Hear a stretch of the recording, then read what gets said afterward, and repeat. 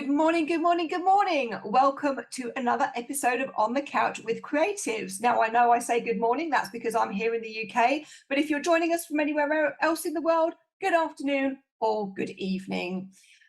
We're part of the Creatives Group, a private networking group for creative professionals everywhere.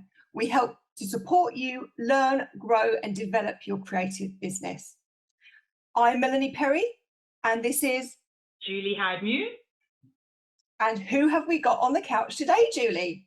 Right, so on the couch is Jim WOOLFE. Jim, hello Jim. He is a music producer and a very unusual creative person in that he came into his creative brilliance later in life. He's a music producer, set up during COVID, during the lockdown, and he distributes his music on TikTok. So hello Jim and welcome to On the Couch. Hi guys, thank you so much for inviting me. This is so lovely. Thank you. Well, it's wonderful, creative people connecting with everybody else's networks. It's a wonderful concept. So let's kick off, Jim. Give us a brief history of your life before flowering, so to speak. Okay, so my background's sales and marketing. I mean, when I left school with absolutely nothing, I didn't really get school. I think I was a bit of a daydreamer, to be honest. You know, all my stuff was in my head. And my dad, whose background was a professional banker, was like, well, you've got to get yourself a career. I didn't have a clue what I was going to do. And I fell into sales, really. I went to work, I ended up working in a warehouse as little Jimmy the warehouse boy. And then one day, this guy turned up in this suit and company car. And I said to my mate, well, what does he do? And I said, he's a salesman. I said, well, does he get, yeah, they gave him a car and he gets to wear a suit and he's finished at 1 o'clock every day. I thought, you know what, that's my job. That is totally my job. So I set about trying to get into sales, and I worked my way up through various means, and finally got my break. And from there, you know, I stayed in sales and sort of honed my skill, if you like. Ended up working for a major tobacco company as a sales manager, and with sort of a team underneath me, which was great and fine and dandy. And then basically what happened, I mean, it was in the tobacco industry. Tobacco industry was on its, you know, was declining, and there was really no need for salespeople. I mean, our job was building distribution. Well, advertising was getting really quite tough. We weren't allowed to do stuff. So we got made redundant. And that really hurt me. It really hit me, you know, quite hard. It was weird because at the time, as we were leading into this, you know, the job was starting to get a little bit, you know, I wasn't happy. And I'd had this sort of idea. I'd always wanted to be a musician. I'd always wanted to be in a band. But I think like most people, well, I couldn't play an instrument, so that was a drawback, I guess. But it was like, oh no, you can't do that. You got to get a job. You know, I had a career and a wife and kiddies and stuff like that. So, but about a year or so before I got made redundant, I had this idea, and this was at the time when the rave scene and the techno scene was coming in, and I had this idea. I wanted to be a techno DJ. So I got myself a sample. I got myself an Atari ST, and off I went and started playing underground gigs. And then the inevitable redundancy came. I was in a little bit of I don't know, it was in a bit of a weird spot, I guess. Wasn't sure what to do. I didn't really want to stay in sales, but my redundancy money ran out. Wendy sort of gave me a big kick up the backside and said, look, you need to get work. So I just went back into sales because it was the easiest thing I could do. But it weren't quite right. Something else I'd always wanted to do was run my own business. So I had this bright idea of setting up an internet company. This was back in the day before Google. And so it's something I really wanted to do. So off we went. We set up an internet company. And the problem was there was about 5 of us involved in it, and we had all sorts of issues, partnership issues. It was crazy. So I had about a year of that, and then it was actually making me quite ill. So I left that business, just basically walked away from it. And went back and worked in a warehouse again because I just didn't know what to do with myself. So I found myself working night shifts in Sainsbury's, doing the orders for the supermarkets and that. And you know, it was actually quite good fun. I mean, it got me to persuade me to do the team leader thing and the union rep as well. I mean, I was never ever going to do anything with any responsibility, but I just seemed to get sucked into it. But you know, I sort of knew it wasn't going to be for me forever. And then Wendy had this idea, my wife Wendy had this idea of setting up this business called, and it was a business that was designed to find work for mums, work that mums could actually do. And that's where the name Email Mum came from, and the concept of Email Mum. Basically, the idea was going to be, right, you want a bookkeeper? Email Mum, we'll find you one. You wanted this, you wanted that. And that was it. It was a really cool idea. We didn't know how to start it. So we thought, we'll start in home cleaning, because Wendy knew how to clean houses. And from my experiences with the first business, I knew that one of the most important things was to get cash. You had to get cash. You've got to survive. And we thought, right, that is something that we can do. And it sort of started from there and snowballed. And 18 years later, the business is still running as a domestic housekeeping company and doing well. So that's my professional background in a nutshell, really. Is Wendy running the company? Well, we sort of both do. I mean, it's an excellent company. I mean, it's a very easy business to run. So we've got a team of about 30 really high quality professional housekeepers. We're very much into empowerment. We're very much into the personal responsibility. So when we started Email Mum, we put our values at the heart of Email Mum, which was basically respect your staff, look after them, empower them, encourage them to take ownership and give them the confidence to do that. The end result of that is the business almost runs itself. You know, we probably put, I don't know, 5 hours, 10 hours a week into the business because the team is so good. They run it. You know, we've got a really good setup, and we've got a very, very good established client base. You know, we're quite top end because we're not most people in the housekeeping business are agencies or private cleaners. We've gone down the route of managing the staff, giving them pensions. You know, so our cost of employment is quite high, and that's reflected in our fee. But we positioned it in a way where we attract clientele that understand that and understand that their housekeeper is getting proper employment. And one of the big advantages was when we went into the pandemic, of course, we could get furlough for all their staff. So we were able to protect their livelihood. Now, in the housekeeping cleaning industry, you know, people weren't earning money. They were getting laid off with the agencies, and it was a complete nightmare. And if ever we were looking for I guess a sign that said we were doing it the right way, that was it, because we were able to, you know, protect our staff, maintain our team, and bounce back, you know, almost as we were. So yeah. Well, that's one of the things I wanted to talk to you about, because obviously COVID would have hit a business like that very, very hard when you physically cannot go out and do what you were doing, because it's a hands-on job, isn't it, housekeeping? Yeah, absolutely. So thank goodness you ran things the way you did for your staff, more significantly, because they were on furlough, they had some money coming in. But because things kind of must have slowed down and got, I mean, nobody knew when it hit how long it would go on for. You know, I think that was quite a shock for everybody. So when did you start turning your thoughts to, what else can I do? Can I use this time to dabble a bit more in my music? No, it's a brilliant question. So, and funny enough, furlough's got so much to do with the fact we're actually talking now. So what happened was when the pandemic hit, I was really concerned about the housekeeping business. I had a supplier, one of our clean suppliers, and they came up with this magic product. You sprayed it and it gave 30 days protection. You might have seen the London Underground using it in the Hamas suits and spraying trains and all that sort of stuff. And they basically approached us, and they wanted us to become like an applicator for them, for their client base. Now, I jumped on that. I got myself a bounce back loan. I just went for it because I was really concerned with what was going to happen with our business. It was a complete and utter disaster. It really didn't work. I mean, there were reasons why it didn't work for us. I won't go into them now, but you know, with a bit of thought and a little bit of due diligence, I would have seen that. I would have jumped, but I jumped and and got my fingers burnt a bit. But one of the really good things that came out of that was LinkedIn, because the sales director of the company suggested I go on LinkedIn, because he said, "Oh, you'll be able to get loads of people that want this spray. Well, so I went onto LinkedIn and did what everyone says you shouldn't do, and no, you shouldn't do this, kids. Oh, let's go on, get connections, send DMs, want to buy my stuff, want to buy my stuff. Well, you know, complete tumbleweed. And then it was like, oh, this is a strange place.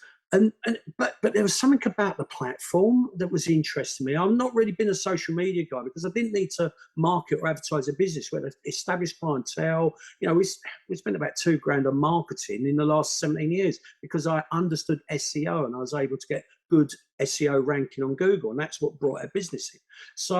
So we, you know, I'm looking at this social media, and then there's people doing business. This is interesting, and video really caught my eye. I thought, oh, this is really good, and I've been dabbling around making video for quite a while. And I've been doing it for our business, just playing around with it for my music, and I came up with this idea to do these like little social sizzle reels, little 20-second videos, you know, promotional videos of companies. I thought, oh, that's good. Why don't I go and do that? This is me all over, by the way, guys. You know, I come up with an idea. I think, right, bang, let's do it. You know, I don't really think things through, which is sometimes not a good thing to do. So anyway, off I went, launched 5 Notes Media with a business partner of mine who's a really talented guy. But again, not really knowing what to do with it and where to do it. And not only that, I'd come onto LinkedIn, and the strange thing about LinkedIn is when you first are on the platform and you haven't got a developed feed, you get a perception of LinkedIn that is completely and utterly different to what it actually is. On my feed, I was just getting adverts coming in from companies from this, that, and the other. Now my feed's completely different because I've got a network and we interact. And the product that I've designed, although had some and has got some legs, and I've done a bit of work with people, it wasn't the how can I put this? It wasn't absolutely the correct solution I thought it was. Yeah. So, but I had a conversation with a guy called Tim Hughes, who's a social selling guy, and he gave me 40 minutes mentoring. And that absolutely completely changed how I look at LinkedIn. And he said to me, you got to be yourself. Just be yourself, you know, and just talk about it and just don't force it. And I'm like, oh, weird. You know, my background in business, you know, has always been, particularly in sales, you have a certain persona, you have a certain way of, you know, interacting with people. All of a sudden, go onto a business plan and be completely yourself. And myself is what everyone's seeing now, this crazy nutty bloke. So I started thinking, well, what sort of stuff am I going to do? And one day I posted a track of music. I mean, I've been making this music for 20 years and it's on SoundCloud and I've got a bit on, I don't know, Spotify and all of that. But, you know, it's more of a bit of fun than anything else. I posted a track on LinkedIn and I got some, to my surprise, I got some reaction. And then from there, I started posting a few more. And then I started things started, you know, click in my head, and it was like, right, okay, so people are making content and they want music for it, and hang on a minute, and I'm one of the few people that's making music on LinkedIn because it's you know, in my normal universe, SoundCloud and that, I'm one of millions, but on LinkedIn there aren't many of us, and I'm like, oh, I'm standing out a bit here, this is a bit interesting. So then of course we came up with the idea of the free music site, you know, because genius. Yeah, well, it was Mark's idea, my business partner, because he said to me one day, he said, you know what, Jim? He said, I think that LinkedIn is so much about giving back, and I think you should give your music. And I'm like, what? He said, no, hear me out. I think you should give your music. What you should do, because he knows I've got loads of music, like loads. I've been doing this stuff for 20 years. I've got hard drives full of it. He said, look, you could take some of it, you could repurpose it, and you could do it into these short little clips, and then people could use it for their videos, for their podcasts, for this, that, and the other. And the thing is, if you put it out there under Creative Commons, because the other massive issue at the moment is copyright. You know, so many people have got copyright strikes on Google, YouTube, places like that. And it was like, so you could give people like a safe place. They could come on, they could take the music. Many of them will be smaller business people, so don't charge them for it. Just give to, and it will really get your name out there. Well, it was a light bulb moment. It was a stroke of genius from Mark. So that's what we did. So from there, you know, we launched the free download site. It's done great. Melanie, you've used it a few times, and I mean, you know what? I don't care whether I don't make a penny out of it, because the feeling you get when you see a creator, when someone, I mean, I've had some wonderful stuff you know being made from it. You know, a guy called Martin Whiskin did a Buy My Stuff video. I mean, it's on a Claire Carrot. I mean, I could just go on and on. Our theme tune. Our And theme tune, I mean, on the and couch that, theme tune. I mean, and that was actually really was an icing on the cake. You know, it was like, wow. And do you know what? That was the thing that led me down the path of the stuff I'm doing now, because then I thought to myself, because we, you know, originally that was going to be part of the free offering. And then you used it. And I was sitting there one day saying, you know what? But the problem is someone else could dive in and use that. And this should be their theme tune. This should be about, you know, the podcast. It should be exclusive. So then, of course, I reached out to you, Melanie, and said, you know, fancy doing a deal? And you said, yeah. And that was cool. And from there, I started to think, right, okay, my function is now twofold. Free music, yes, because there'll always be people that have got a tight budget that can't. But also, there are going to be people out there that are going to want something exclusive. So at the moment, I'm developing that idea. I'm looking at things like audio logos. I'm looking at podcast intro, outro music, all of that stuff. The plan being to offer a range of services that people can buy in. And yeah, you know, look, if you want the free stuff, then great, go and help yourselves. And I'll continue to try and support that as much as I can. It's limited what I can do there because obviously it's free. And I, you know, like I still got a bit of a living, but I'll also have the exclusive music. So if somebody wants to say, yeah, I don't really want anyone else using mine, a bit like you got a brand. If you've got a brand for your company, yeah, would you use someone else's brand to brand your company? You probably wouldn't, would you? No. So and I'm thinking along those lines, you know, and I think also that the thing with music is, it is, I mean, it's powerful. I mean, and the big businesses have been using it for years. I mean, you think of Intel with the Intel inside, I mean, that's an audio logo and it's really powerful. You hear that, you think of Intel straight away.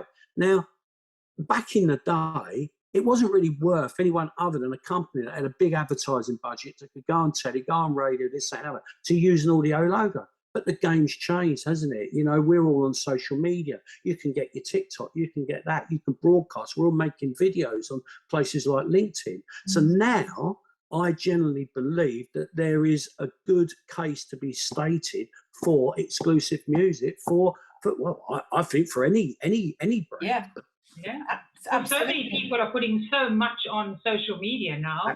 And as Melanie says, you know, we've got this creative group, private group for professional creative people, and we have our own logo music, thanks to you. Yeah, exactly. And with the free stuff that you're giving away, Jim, you know, like for small business owners, what you'll find is they will dip into that when they first start, and they'll build up that relationship with you and your company, and then when they can afford to pay for the more exclusive stuff, they'll go on that journey with you. So it's not just newbies that are coming in all the time.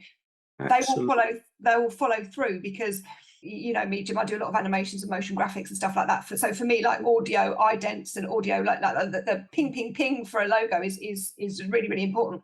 And you need to distinguish yourself from the crowd. So just being a talking head there isn't enough anymore. Absolutely. You need to add to that your own personal sound, your own personal, you know, because it's a multi sensual experience video, isn't it? It's what you see, it's what you hear, and it was what you feel.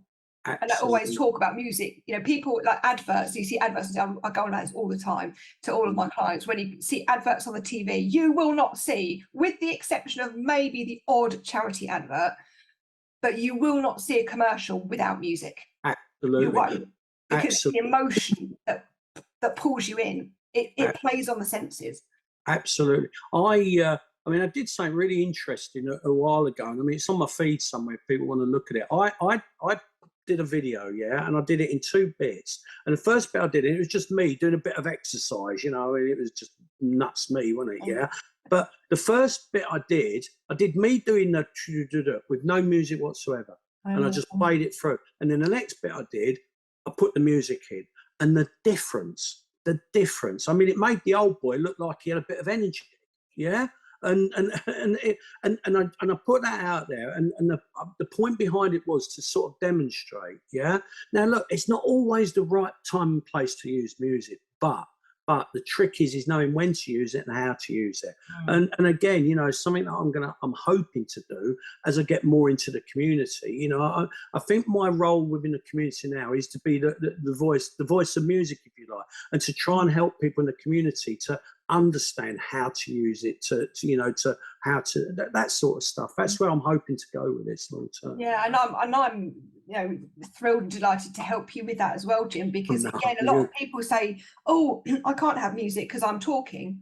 Well, you can, and that's where your ducking comes in. yeah, Just because you're talking doesn't mean to say you can't have a really subtle but powerful music track behind it to get that audience to do what you want them to do. I was just going to say, man, I want to thank you on air, because you know what, you've been one of my champions, and you've been one of my champions from day one, and I'm really, really grateful for that. I mean, you know, I don't know, it just gives me the confidence, and it gives me the drive to just try and keep going with this, you know. So thank you so much. Yeah, I'm delighted, and when you put, I mean, check out Jim WOOLFE, please, and we've got all his details going across the bottom of the screen now. But do check him out, because one of his blogs that was really, really interesting and so important, and like something I bang on about again a lot, is copyright. You know, if you use someone like Jim, you're going to be safe. You know, and he talks about, and we'll talk about in a minute, Jim, your deals that you've done with TikTok, but repurposing Instagram reels on Facebook and stuff, and you can't do it. And I've had messages from people saying, oh, I've done this Instagram reel and it's silent on Facebook, and it's like, yeah, that's because it's not copyrighted for Facebook. You know, you can't take one platform and dump it on another one. Or and YouTube as well. YouTube is so hot with copyright on music. I mean, people get copyright all the time, and again, using someone like me who will use someone like you or other music libraries that I pay a lot of money for. You know, my clients, when they come to me for a video, they get the music licenses agreement, so that if YouTube does by chance say, "Oh, are you sure you can use that?" They can got a license that says, "Yes, I can. Shut up, please, thank you." So important, so important. And also, if I could add to that, I mean, LinkedIn at the moment, LinkedIn doesn't police copyright the way quite a lot of the other platforms do. But the message I'm trying to put out to the LinkedIn community is that could change. The reason why I don't think it polices as much is because video and sound is still growing on LinkedIn. But I think every indication is that is going to continue to grow. I mean, LinkedIn have just launched this carousel where they're combining video and I mean, that's brilliant. I hope they give that to me soon, because I'll be able to do so much of that. But the thing is, every sign is there. Now, as it grows, at the moment, the reason why I think LinkedIn's being left alone is because the copyright guys, you know, there's a lot of money in copyright protection, you know, and these big publishing houses protect it because it's their asset.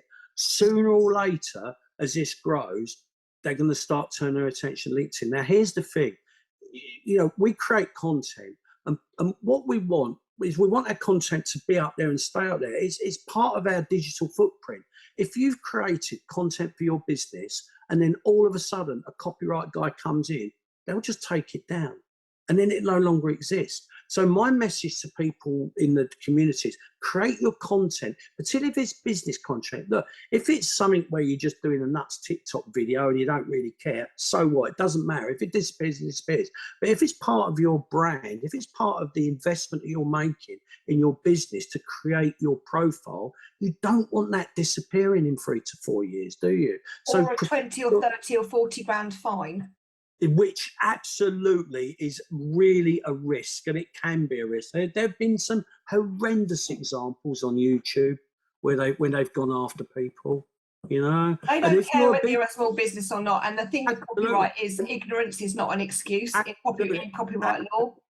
And the thing is, the key phrase you said there, Melanie, is if you're a business, because the copyright people treat businesses and people with business interests completely different to, you know, my 20-year-old daughter that just makes sort of selfie videos and uses Rihanna, because they know they're not going to get anything from her. You know, there's no gravy train. But a business is different. Every business has some form of asset there. So it makes perfect sense. If you're in the game to make money through litigation or whatever, it makes perfect sense to go after targets where you think you're going to get some money out of, doesn't it? I mean, that's what I'd do if I was a lawyer. This is exactly what I'd do. So well, there you go. So tell us about your your forays into TikTok? TikTok, oh, TikTok's nuts, right? So basically, streaming. You're probably aware of streaming, Spotify, Apple Tunes, all of that stuff, right? So TikTok launched a streaming platform called Sound On, and they launched it back in March.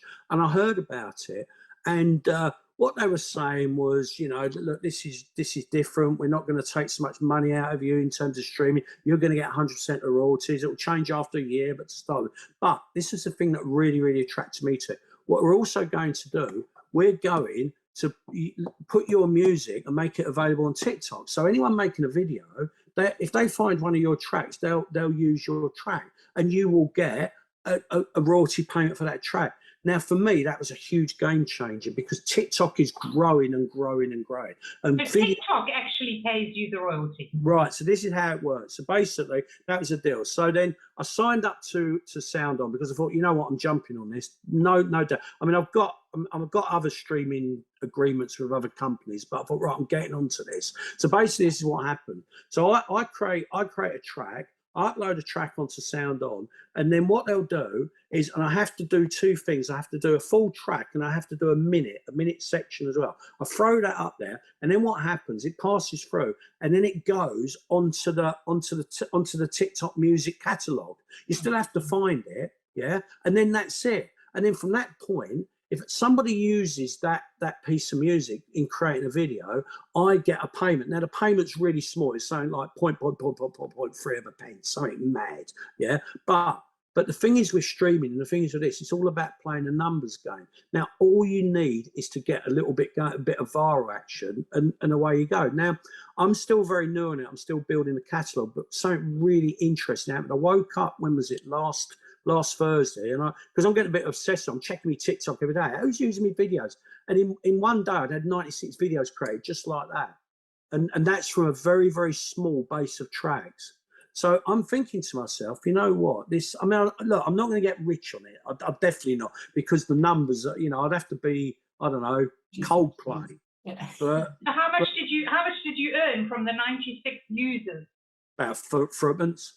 3p. About fragments. Honestly, you've got to look, even on normal streaming, you have to stream a lot. I mean, if you're an established act, you know, your streams, I mean, you know, even what I'd call a mid-table act, you know, can stream 3 to 5 million on places like Spotify. I mean, you know, with smaller musicians, you know, people, and I mean, I'm not a known artist, am I? So I put myself down there. Now, a lot of people like me, they moan about the streaming thing. Oh, we're not making any money. We're not making money. Now, my answer to that is, yeah, but hang on, go back a few years when the only way you can make money from music was if you got a record deal, and the record companies were the gatekeepers. Now, it was exactly the same there. I actually think it's better now because small artists are more empowered. You can go on, you can get a streaming deal with anybody, but then you can get your act on sound, you know, on YouTube, on TikTok. You can build your brand digitally. And I actually think that for very small, you know, music producers and musicians, I think you've got more chance of success these days. But you know, the streaming thing, you know, if you expect to earn a lot of money out of streaming, and you're not an established act, then you're going to be disappointed. Realistic, isn't it? You're not going to get the numbers. But then again, you know, if you think about it from a commercial, and the trouble is with a lot of us musicians, we don't always think the commercial angle through correctly. But if you think the numbers, you know, how could a streaming platform pay somebody that's a very small artist loads and loads of money for about, I don't know, 400 plays? They just couldn't do it, could they? Wouldn't happen. So. Well, can we listen to some of your music? Well, you can go. Yeah, I mean, I don't know. Yeah, if you want, you got any? Yeah, should we play some? Yeah. What should we play? What should we have a listen to, Jim? What's your favourite track? Right. So I mean, the track that's, I guess, is closest to my heart is the track that I actually wrote 20 years ago, believe it or not, which is called The Crow. Now, I base that, and the thing is, I've never been able to release this because it's got an uncleared sample, because I took this sample from the film The Crow and basically built this gothic techno track around it. But when I used to play live, I used to go and play these dodgy underground clubs, And that was the track that used to really get everyone kicking, bang, you know, and it was great. And I've had it sort of on my hard drive, messing about for ages. But I'm going to release it because I found somebody, a lady called Kimberly, who's got a voice, I think, that we can use, and you do a little bit of repurposing, if you like, and put our own sort of version of the voice sample into the track. And then once I've done that, then I'll release it. But yeah, that's the one I think to kick off with. But you know, lock up your cats, kids. Honestly, it'll scare them. Right, let's take a listen. People once believed that when someone dies, a crow carries their soul to the land of the dead.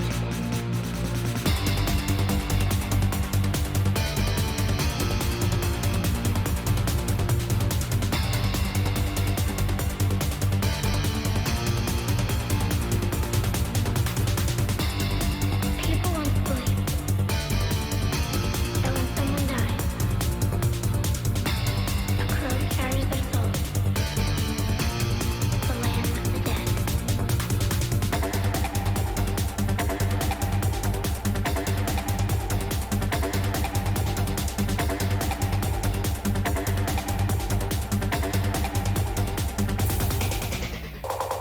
So that was The Crow Crow. by Dr. Five Nose. And if you're looking on TikTok, I just want to say, are you on TikTok as Dr. Five? How will people find Right. you if they want to search for your music? Because I think we So- should plug that.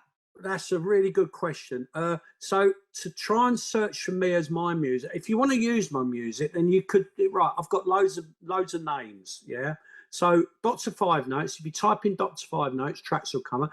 Type in Subservient. Yeah. If you want Nosebleed Techno, he's your boy. Type in. Oh no, Subservient does drum and bass. Yeah, right. Type Deadhead. Deadhead. He's the techno psytrance guy. Then you got Leslie J, who does sort of more, you know, handbag sort of EDM stuff. And then you got Fisher Green, who does the deep, meaningful ambient downtown. So I've got about 5 different personas floating around at the moment because I write music in lots of different styles.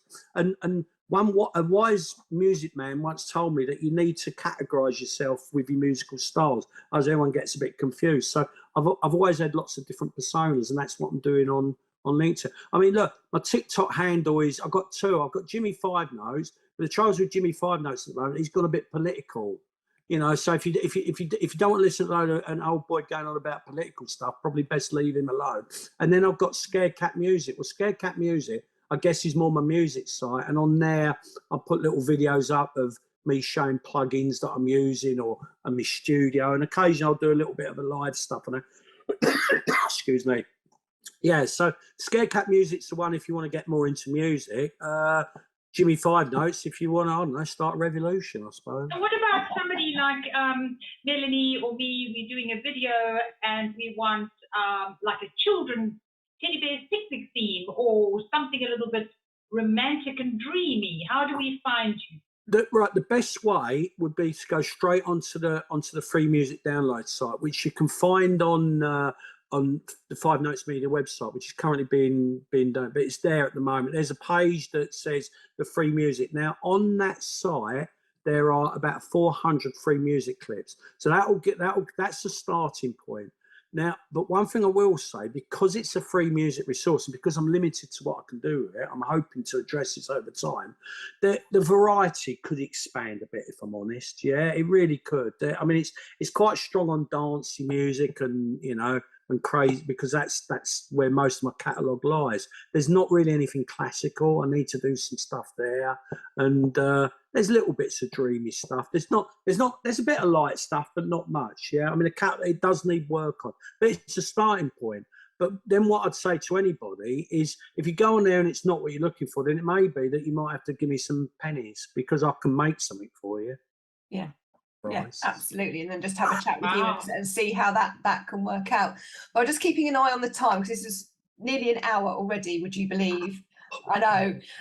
So I'm going to ask you, what are, for someone who has kind of changed direction, what would your top 3 tips be for someone that has perhaps, you know, had a corporate career or has been thinking about tapping into their creativity more over lockdown and is thinking of making a change into a more creative career? What would your top 3 tips for somebody like that be? Good question. Right. Tip number 1, you need to start it off as what I call a side hustle. Don't go and chuck your job in and think you can reinvent yourself overnight. It is really hard. Well, it's hard in any business. Doesn't matter whether it's creative business, whatever business it is. To establish yourself and get an income that you can live on is tough. Now, one of the beauties about creative industry is you can do it as a side hustle and you can do it at night. What you've got to be prepared to do, you've got to be prepared to put the hours in. I mean, you know, even now, I mean, you know, I think nothing of working 60, 70 hours a week. I mean, I'm running a business, but I'm also doing my creative stuff. No, you know, but for me, that's what it takes. You've got to be prepared to really put the graft in. So start off as a side hustle. I think number 2, before you, and maybe even before you do it, what you've got to understand is this: doing something creative for fun is completely different to doing it professionally. I've got a very, very close music producer friend who's worked with some very, very top guys. And I was at his studio once and he said something to me, and it's always stuck in my head. And this was before I started, you know, doing this stuff professionally. He said, "You know what, Jim? I envy you sometimes." Why is that, Pete? Because when you make music, you do it for fun. I'm making it for clients. He said, and I can never, ever, ever, ever, you know, do the stuff that I want. And I thought that was a really, really, and that stuck with me. So I think if you're going to decide to do this, because once you start doing it for other people, then I mean, I have to do this a lot. You have to rein in your creativity a bit. You know, I've got wacky ideas, mate, but that might not always sit with what the client needs. And you've got to understand that. So the mindset is completely different. So ask yourself whether you can do that. And then number 3, I would say, just don't be worried. Come out of your comfort zone. One of the biggest problems we have as creatives is imposter syndrome. Oh, am I good at this? Can I do this? I mean, you know, 25 years I've been making this music. For 20 years, I had this sort of throwaway remark, you know, he's been making music in his bedroom for 20 years that nobody hears. And that was it. Now, some of that was because I thought, oh, actually, this ain't that good, you know, this, that, and the other. I mean, you know, I think you have to dive in and you have to put yourself out there. You don't worry what people think. You know, look, it might not be brilliant, but you know what? The more you do, the better you get. That's the thing with it. It really is so important. You have to start somewhere, Yeah, don't you? you do, and I think you've got to throw your ego off. You've got to stop worrying about being judged. You just got to do it, and you've got to do it because you love doing it, and just keep applying yourself to your craft. I mean, I set my new studio up last week, and I went back into my hard drive, and I found a couple of really old tracks, and I listened to them, and it was like, blimey, did I really mix those tracks? But what that illustrated was how far I'd come. And I honestly don't think I've made a jump over the last year or so. And I think I've made a jump because I put myself out there. Because in putting myself out there, it just, I don't know, it just honed me, it sharpened me up. It's the only way I can explain. So just go for it, guys, if you want to do it. But understand, you've got to have a game plan with this. You don't just chuck your job in, because I'm telling you, it is not easy making a living. But it is doable. It's more than doable. Just got to have a plan. That's it. I think that's really, really good piece of advice, Wonderful. Jim. Thank you. Now, you've seen our shows, Jim. It's my favourite bit. It's my favourite bit. It's my favourite bit. My cards. My cards are out. My cards are out. My lovely cards. I'm going to just shuffle and touch and touch and touch over here. No, okay, I'm back. I'm back in the room, Julie. So Julie's not thinking, oh my God, she's going mental. She's going mental, Melanie. Right. You can't get some of these cards, they're so soft. I can understand somebody waxing lyrical over a teddy bear or a silk dressing gown, but a pack of cards? I like them. Yeah. Right, okay. So I'm going to spread them out now. I've shuffled them as far as they're going to shuffle, as far as I'm concerned. I can spread them out. Oh, gosh. There we go. Right, so I'm going to run my finger along. You just say stop, Jim, and I'll pick a card. Stop. Ooh, right, okie dokie. We have got, what have we got? Ooh, It's quite a good one for our conversation.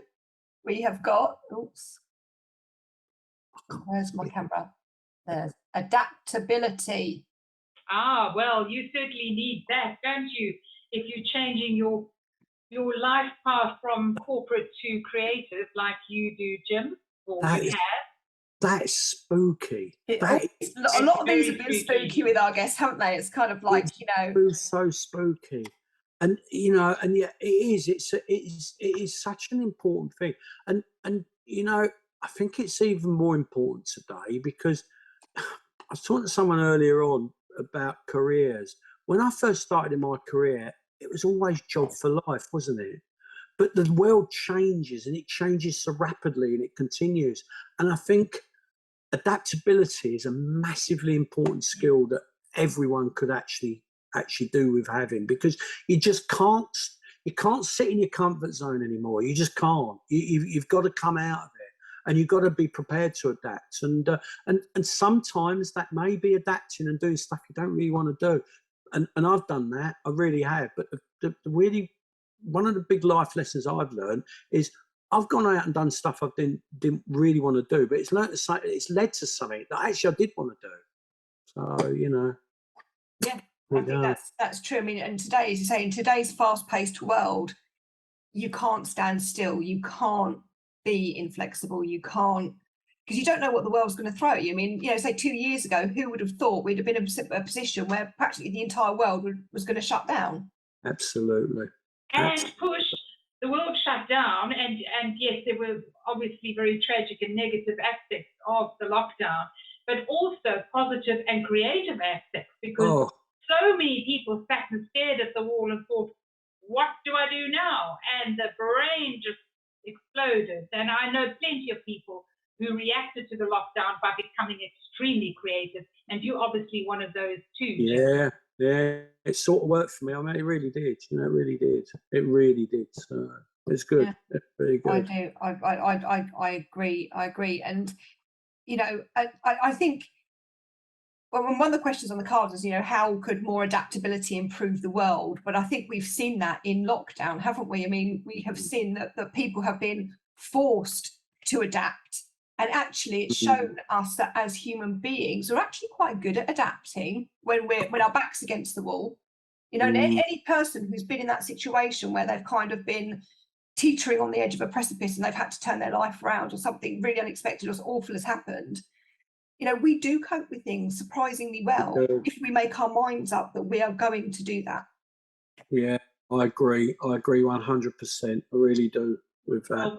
Well, we wish you well in the future, Jim, because obviously you're just going to grow and grow and grow, and that's wonderful. Well, I'm getting a bit old, aren't I? Really? I mean, you know.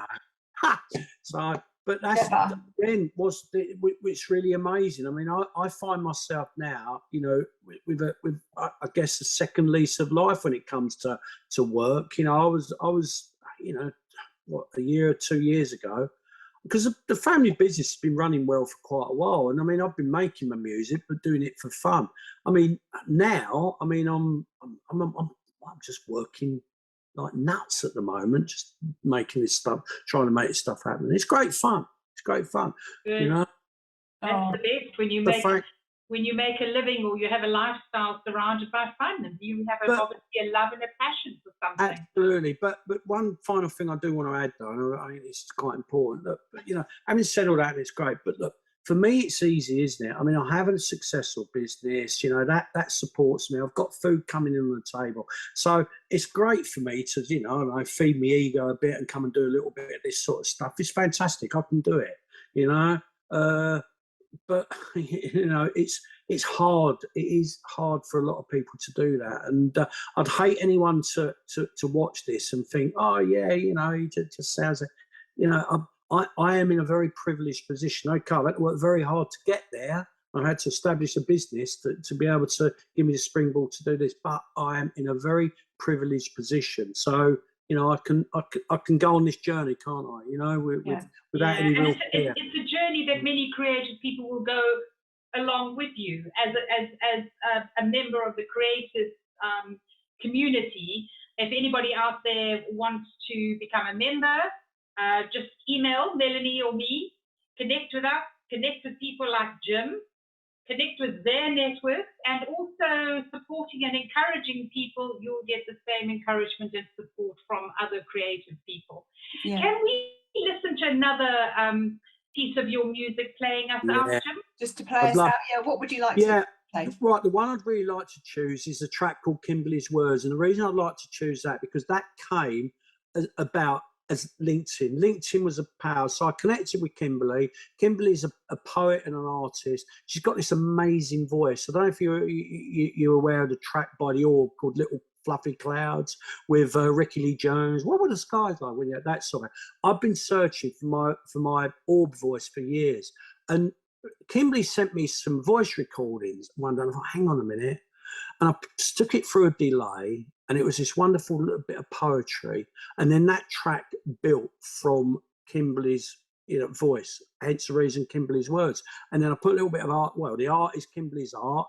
She sort of did a bit of art to it, put it out there, and it's done really well on SoundCloud. It's got a hell of a lot of plays on SoundCloud, and I just think it's lovely. I love what it symbolises. This whole collaboration thing. Yeah, two creators collaborating. We didn't make any money out of it. Who cares? We just put it out there because that's creativity. So yeah.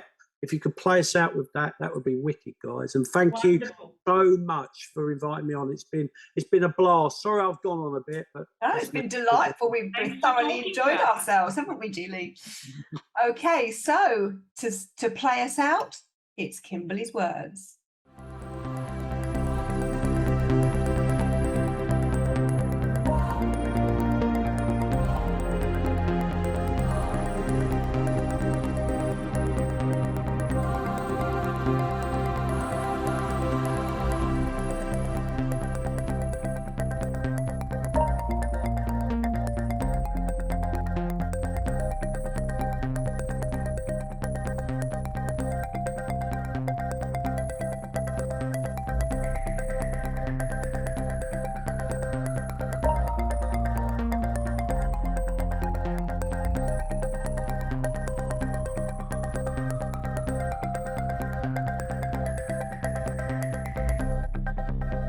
One foot apart, wireless connection.